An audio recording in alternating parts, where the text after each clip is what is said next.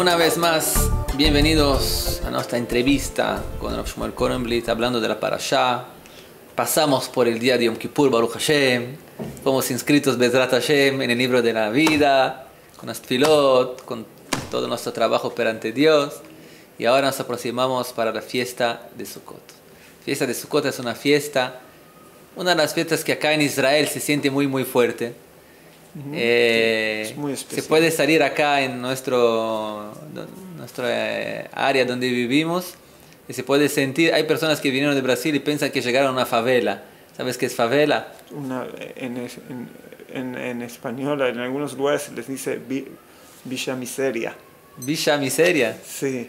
¿Quién? O sea, casas precarias. Todos salen de la casa, construyen casas precarias y salen para vivir fuera de su casa en casas precarias. Esa es la fiesta de Sukkot. Sukkot son casas precarias. Hay muchas halajot como construir la casa precaria, no es tan simple así.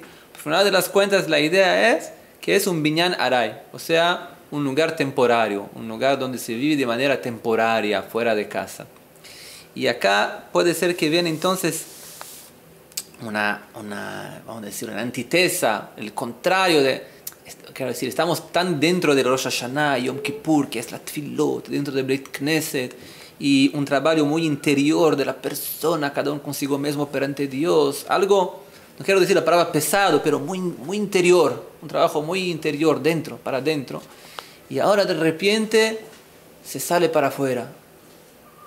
¿Cuál es la idea entonces de la pasaje del dentro para afuera? Es que viene la fiesta de Sukkot a enseñar para nosotros. Esa es una buena pregunta.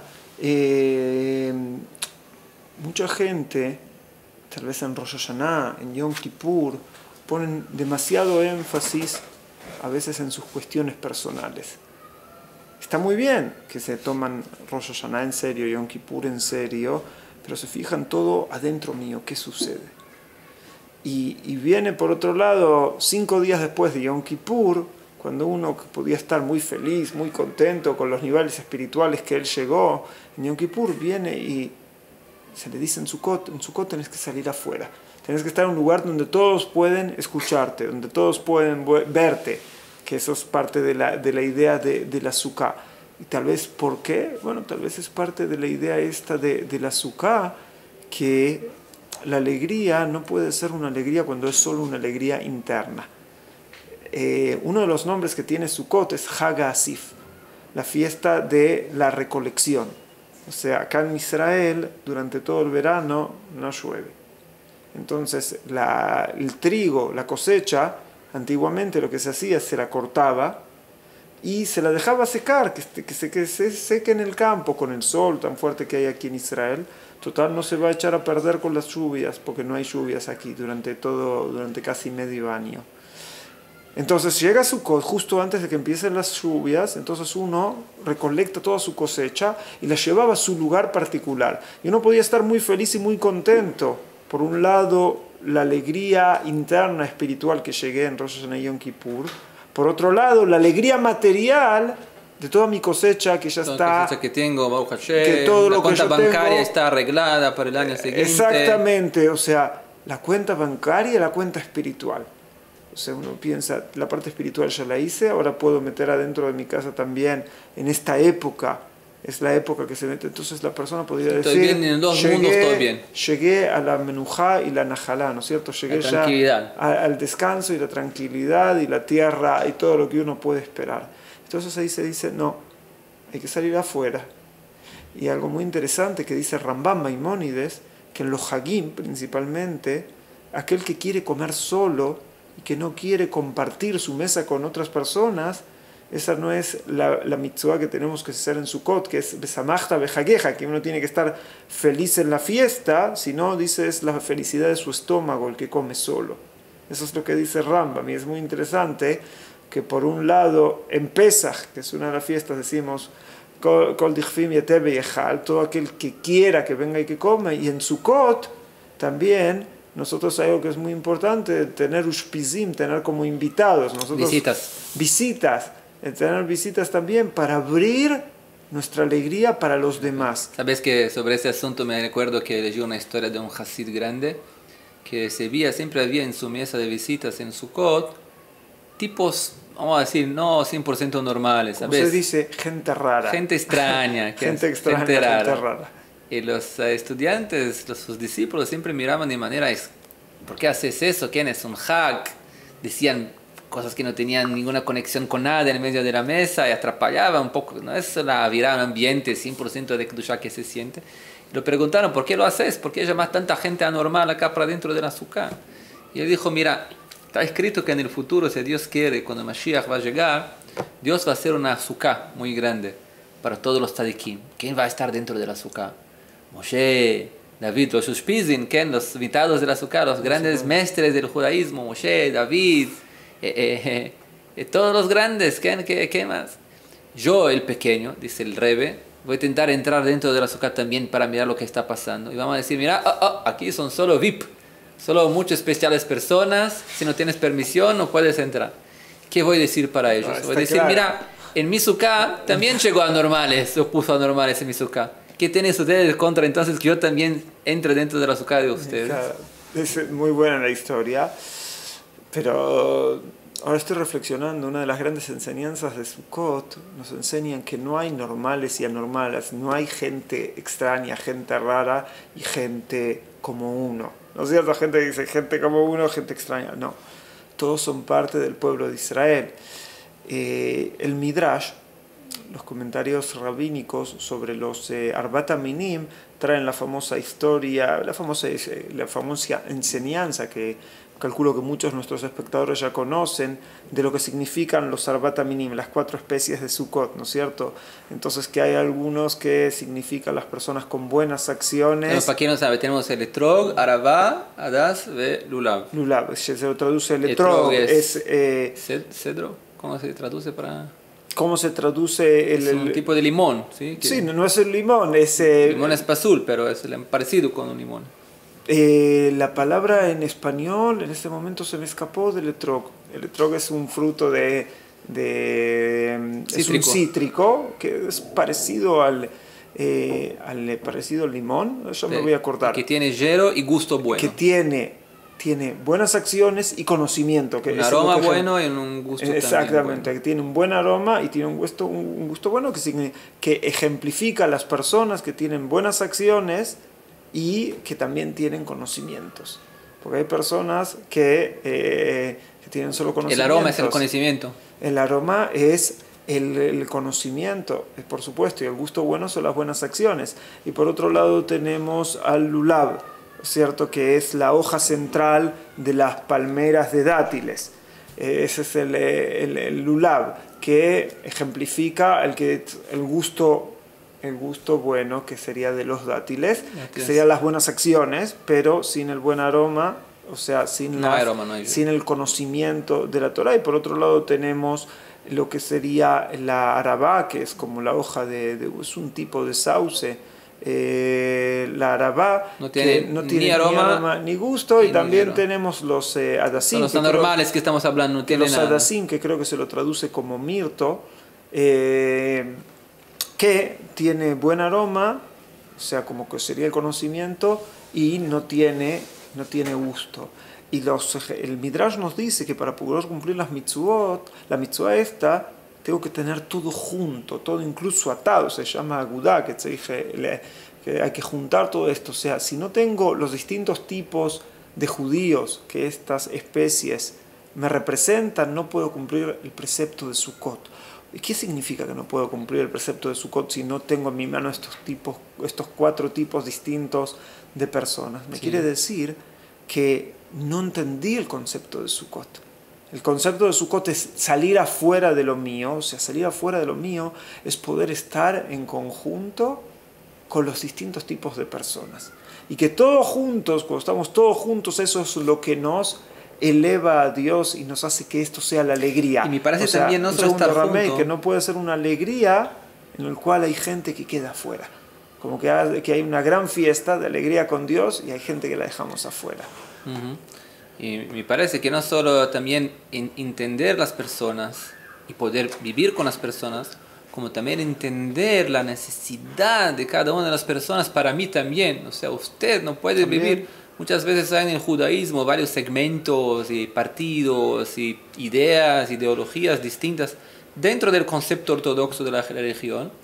Y uno mira para el otro como que diciendo, ojalá que ellos no existían, podíamos hacer ¿qué no? Si vivían solo Hasidim, qué bueno iba a ser. Si iba a ser solo Mitnagdim contra la Hasidut, qué bueno podría ser. Si iba a ser solo Sefaradim, qué bueno podría ser el mundo. Si iban solo Ashkenazim, cada uno piensa que su segmento es el segmento que ojalá podríamos tener el mejor mundo que podría existir si solo existiesen ellos. Eso no es solo en el mundo ortodoxo, en todo el mundo es así. En todas las cuestiones que hay distintos grupos que piensan distinto. Sí, también dentro de la ortodoxia hay gente que piensa distinto, siempre uno piensa que mejor sería que los otros no existan, pero bueno, lo que las enseñanzas de los sabios es, hay que saber ver que en cada grupo, la necesidad de cada uno, que en cada grupo algo bueno puede llegar a ver, incluso el que parecería que no tiene nada, lo que sería la arabá, esta especie de árbol, esta especie de sauce, que no le encontramos nada, también el que a ti te parece que no tiene nada, si no lo tenés, si no está en contacto contigo, no cumples la mitzvah de Sukkot. Eso es algo muy interesante, que es como lo que se llama, sería todos juntos, todas las tribus de Israel, ¿no es cierto? Algo también muy interesante, cuando termina Sukkot, ¿no es cierto? Se lee, cuando termina Sukkot, empieza inmediatamente pegado ahí lo que sería Shmini Atzeret, que aquí en Israel es un solo día, en la diáspora es 2 días, que el primero es Shmini Atzeret y el segundo es Simchat Torah. Es el último día de Simchat Torah. Tenemos el Hag HaSukkot 7 días. El último día, acá en Israel se hace solo un día, que es Shmini Atzeret y Simchat Torah juntos. Que es Simchat Torah. Y lo que es tan interesante ahí, que en ese día, en el último día, como que el día de despedida después del Hag HaSukkot, se termina de leer la Torah. Y cuando se termina de leer la Torah, figura que Moshe se quiere despedir de cada una de las tribus de Israel, y Moshe pone énfasis, cada uno tiene su especialidad, sus cosas que se pueden tal vez enseñar a los demás, porque Moshe dice esta brajá delante de todo el pueblo de Israel, nos dice la Torá, y esta es la brajá la cual bendijo Moshe, la persona de Dios, a todos los hijos de Israel antes de su muerte, y ahí empieza a explicar de cada una de las tribus qué es lo que tienen, pero antes de empezar a hablar, él dice que se juntaron aquí todas juntas las cabezas del pueblo de todas las tribus de Israel.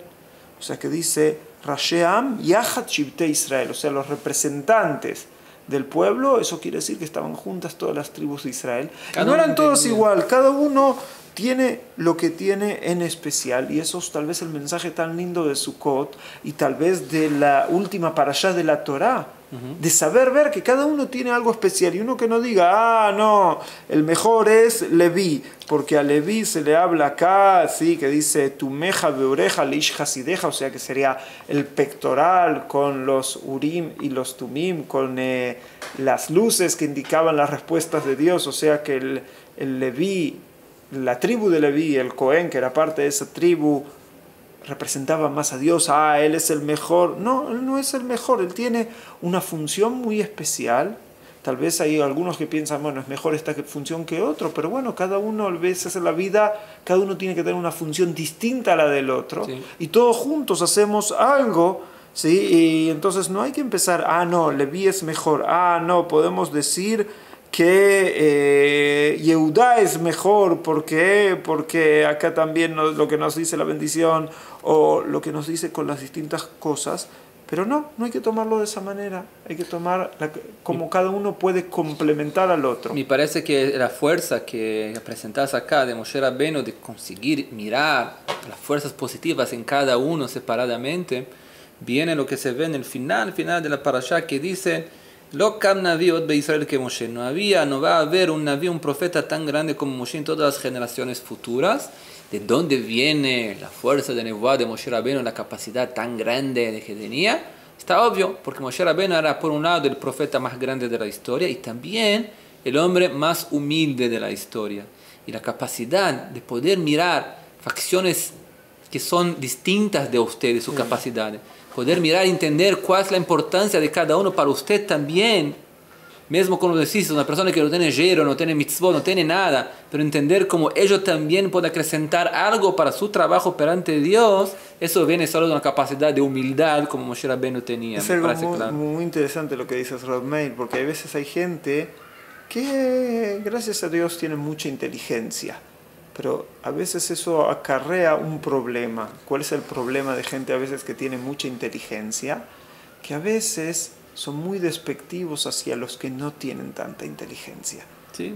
O sea, hay gente que llega a un nivel alto de razonamiento, de capacidad, de cómo ver la realidad, y verdaderamente son personas que tienen una mente a veces un poco más rápido que otras personas, pero no pueden aguantar a los que no llegan a ese nivel. No pueden aguantar a las personas muy simples, no pueden aguantar al que hace preguntas tontas. Yo me acuerdo cuando yo era pequeño, hacía muchas preguntas. Y había mucha gente que se ve que mis preguntas les parecían tontas. Entonces, cuando hice el curso de Bar Mitzvah, antes de que nos preparábamos un tiempo, nos daban no solo de cómo hablar la Torá, sino un poco de conceptos generales. Yo sabía muy poco en ese momento, o casi nada. Entonces había uno que se enojaba mucho y me gritaba de cómo haces preguntas tan tontas. O cuando llegué a la escuela, el secundario ahí en la Argentina, y había empezado a cursar, entonces dos me dijeron, Korenblit, antes de hacer preguntas, preguntanos a nosotros. Pero finalmente la escuela, bueno, Baruch Hashem, me fue muy bien. Hay un concepto ahí que todo el mundo, cuando terminaba el año, no terminaba el año porque siempre tenían que estudiar más después del año. Yo siempre las vacaciones empezaba antes porque tenía que estudiar menos. O sea, a veces el querer preguntar o cómo te vean los demás, a veces, bueno, hay periodos de la vida que se ríen de uno, pero las personas tienen que entender. Cuando más capacidad tienen, más tienen que entender, o parte de su inteligencia tiene que ser que hay personas distintas y hay que tenerles paciencia. Y no solo que hay que tenerles paciencia a las personas distintas, sino que hay que entender que también tienen acciones elevadas, que también son parte de la sociedad. Entonces no nos riamos de ellos, no los apartemos y aprendemos que Moshe, la persona más humilde de la tierra, uno de sus grandes puntos fue ese, el saber ver en cada uno la importancia que él tenía. Y eso es parte de su sabiduría, porque uno también puede decir, aquel que no sabe entender que los demás tienen cosas importantes o puntos importantes a su favor, parte de su sabiduría está dañada.